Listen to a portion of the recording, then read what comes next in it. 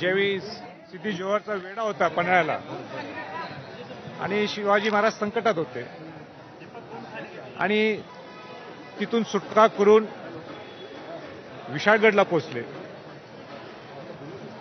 आणि म्हणूनच पावनखिंड संग्राम दिन हा 13 जुलै हा साजरा केला जातो. पण आज संकटात खऱ्या अर्थाने विशाळगड आहे.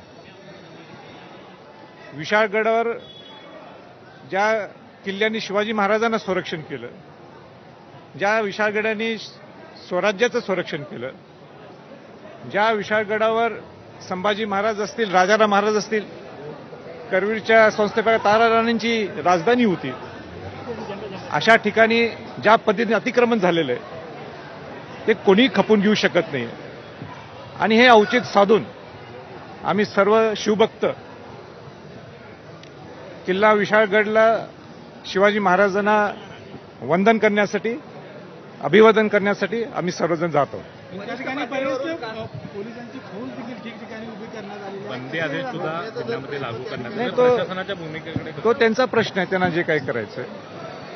मी तर एक शिवभक्त आहे आणि शिवाजी महाराजांना वंदन करण्यासाठी मला जाण्यासाठी कोणी थांबू शकत नाहीये आणि ह्या दृष्टिकोनातून पूर्वी सुद्धा गेलोय आणि आजही निघालोय.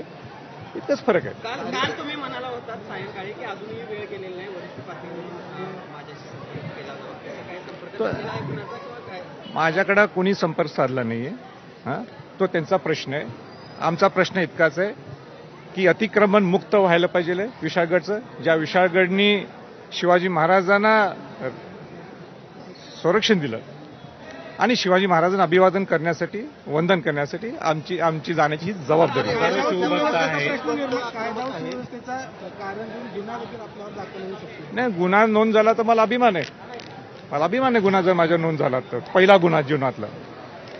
पण जबाबदारी ही प्रशासनाची आहे. हजारो शिवभक्त आहेत, आज हजारो शिवभक्त आहेत. त्या सगळ्या कार्यकर्त्यांना काय आव्हान, कारण आक्रमक शिवभक्त झाल्याचं मिळालं. सगळे शिवभक्त विशाळगडवर छत्रपती शिवाजी महाराजांना वंदन अभिवादन करायला निघालेले. वंदन असेल की अतिक्रमण मुक्त ची सुरुवात होईल विशाळगड? अहो बाबा, तेच प्रश्न तुम्ही करताय.